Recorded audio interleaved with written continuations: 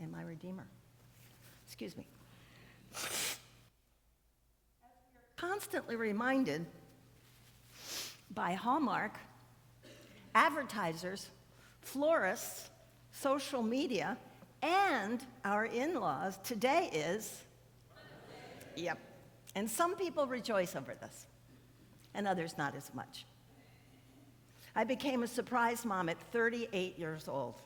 And I'm a grandma now, though I never dreamt nor planned for either. Hopefully, at this point in our understanding of a woman's place in the world, we all know that motherhood is, by whatever means, 100% optional. Can I get an amen? Preaching on Mom's Day can be challenging because it's a joyful day for some, but for mixed for others, and we don't want to get anybody upset here at church. So let's take this opportunity today to talk about women in a more general way. Are you with me? Great. Reflecting on the 1 Corinthians passage, thank you very much for reading this morning. I love this passage. People need a sense of belonging and to be connected to others. It's not good to be stranded without a community for a long period of time. Remember how difficult it was during our first few months of COVID in 2020, when we were literally isolated from each other? Can you ever forget this? It showed us our dependence on one another. In 1 Corinthians, it says, love is patient, love is, yep. So just for this week, 7 days, see if you can find a way to bring some patience and kindness into a conflicted relationship you are in. Here's an example. In the middle of the night this week, my husband broke a small glass pitcher on the kitchen floor, which shattered all over. And I was still in bed, but with my iconic hearing, I heard it, and I went, oh no, glass shards. It was an accident for sure, so the mishap itself was no big deal. But since he missed a couple of the shards that he cleaned up, the next morning I got glass embedded in my heel of my foot. As my mother would say, I was fit to be tied. I really wanted to let him have it. I had all kinds of snappy one-liners to say to him, but 1 Corinthians saved the day.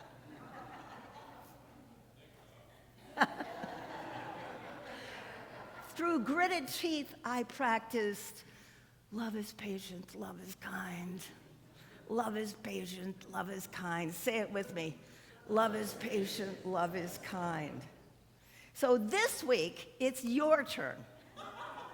Keep your eyes open to where kindness and patience is truly needed in everyday life. Pay attention to the most difficult and challenging person in your life. That's not my husband, by the way. As a matter of fact, close your eyes this morning just for a second and think about the most difficult, challenging person in your life. Just for a second. Yes, that person. Pay attention to that person. And then say to them in your mind, love is patient, love is kind. And also, you can open your eyes, pay attention to who has been discarded and forgotten in our culture. Next week, we're going to hear from the Homelessness Organizing Committee and SAC Act about people without permanent housing. You know, they're everywhere, aren't they, in our community? It's so sad. And they're people who are often viewed as problems rather than as human beings. Surely we can do better. I look forward to the presentation next week, and I hope you will come, and I hope you will bring a friend. This week also, try to be equally aware of the times when love is, and this is a big one, this week, be equally aware of where love is offered to you. Sometimes we have a hard time taking in love, don't we? especially from those challenging and difficult people. Sometimes we don't even see the love that they're giving us because we're so focused on what it is we think they should be doing. Perhaps write down the way you may inadvertently shut folks down. Has anybody here ever shut somebody down? Right? For those of you who have not raised your hand, God bless you. This is a common occurrence, and sometimes it is unconscious. 1 Corinthians says, love is not boastful or arrogant or rude. That's in the Bible. Don't be rude. Take time to really see the people around you, the circles you travel in, and find a way to love them. Again, I'm talking about that one that you have in your mind, that you find difficult. And even if you do not identify as a woman, I hope the next part of this reflection will have some meaning for you. Did you know that women currently make up the greater portion of churchgoers? During a time of church renewal, women are in the majority, holding up the rafters. The Pew Research Center has amassed extensive data on gender and religion in 6 different religious groups: Christians, Muslims, Buddhists, Hindus, Jews, and the religiously affiliated. That's one of the categories. Data in 192 countries were collected from census, demographic surveys, and general population surveys as part of the center's multi-year study that projected women's attendance and attendance generally from 2010 to 2050. On all the standard measures of religious commitment examined in the study, Christian women are more religious than Christian men. Isn't that interesting? You wonder why. According to Pew in 2015 in the US, women are more likely than men to say religion is very important. That's 60% versus 47%. American women also are more likely than American men to say they pray daily, 64% to 47%. That's interesting. And attend religious services at least once a week, 40% to 32%. According to media accounts, women so outnumber men in the pews that some clergy have changed decor, music, and worship styles just to bring more men in. I don't think you do that here, and I'm fine with that. However, this is not the first time a preponderance of women has been noted in the life of the church. Bishop Cyprian of Carthage, born in the year 200, acknowledged in his writing Testimonia that Christian maidens were very numerous in the church in 200, and it was difficult to find Christian husbands for all of them. Sounds sexist, but his comment does give us a picture of a church disproportionately populated by women. So what is it about women in church? Anybody got any ideas? We're social. You mean more social? You think so? That's interesting. Sorry? Okay. Others? You think women are more receptive to new information? I love that. That's interesting. They don't say women's planning, they say mansplaining. They do. As if we didn't already know, right? Others? Yeah.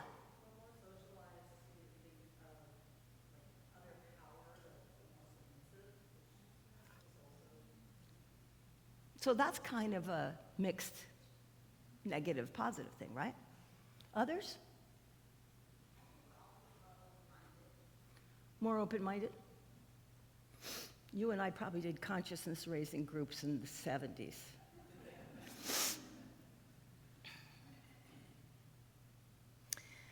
I do not have all the answers, but there are legendary women of faith that have gone relatively unsung to churchgoers. For instance, first slide, Teresa of Avila, aka Saint Teresa, is a mystic who was born in 1515. In all her writings, she deals with personal experiences with a deep insight and an analytical gift. It enabled her to explain the things to people clearly. She was intensely personal, going exactly as far as her experiences, but not a step further. Here is a beautiful prayer attributed to Teresa. Christ has no body now but yours, no hands, no feet on earth but yours. Yours are the eyes through which he looks compassion on this world. Christ has no body now on earth but yours. Isn't that beautiful? It's just beautiful. Then there was Julian of Norwich. Look at that face. I love her face. Who lived in England during the 14th and 15th centuries as Anne. Does anybody know? She was called an anchorite. She was literally anchored to a small cell attached to a church and stayed there eating, sleeping, and praying for those other people who needed it, probably those difficult people we were talking about. Julian spent at least 20 years enclosed in her anchor hold, devoted to prayer. Her remarkable book, The Revelations of Love, is an account of 20 years' reflection on a series of visions which revealed to her the depths of God's love. And there's also an awesome novel entitled Julian's Cell by Ralph Milton, which describes the terrible conditions of people who lived in Julian's age, and that's why she spent her time praying for those people. Excuse me. Next up is Hildegard von Bingen. I don't know where that is, but that's a beautiful likeness of her. And she lived from 1098 to 1179. She was a German medieval writer, composer, and a poet. She wrote theological, botanical, and medicinal texts, as well as letters and liturgical songs. She was born over 900 years ago, and most of her 80 years was shut away in an obscure hilltop monastery in the Rhineland. Hildegard had visions from the time she was a little girl, and neurologist Oliver Sacks suggests she may have suffered from migraines, which caused her visions, which she kept private until she was 42. Hildegard made illuminated, beautiful manuscripts, scholarly writings, and songs written for her nuns to sing during their devotion. A recording of Hildegard's music, A Feather on the Breath of God, which I should have brought to play for you, maybe I will next week, became an unexpected bestseller. She was one of the first identifiable composers in the history of Western music. Did you know that? Before Hildegard, most medieval composers had been known only as anonymous. So Hildegard brought the names to music. And finally, let's jump to my favorite, way ahead to modernity, to Dorothy Day, a devoted woman of the 20th century church and a champion of human rights. She was born in Brooklyn, my neck of the woods, and she became a journalist and was heavily involved in the labor movement in the 1910s and 20s, but gradually experienced a conversion, returning her to a spiritual life which preceded her heavy drinking and social activism days. With a former Christian brother, she founded the Catholic Worker Movement, based on the early Christian ideal of community, which is that love is patient, love is kind. And for 50 years, Dorothy Day challenged Catholics, and in fact the whole world, to turn to things that make for peace. After her death in 1980, the New York Times eulogized Dorothy Day as a nonviolent social radical of luminous personality. She wrote 7 books and 350 articles.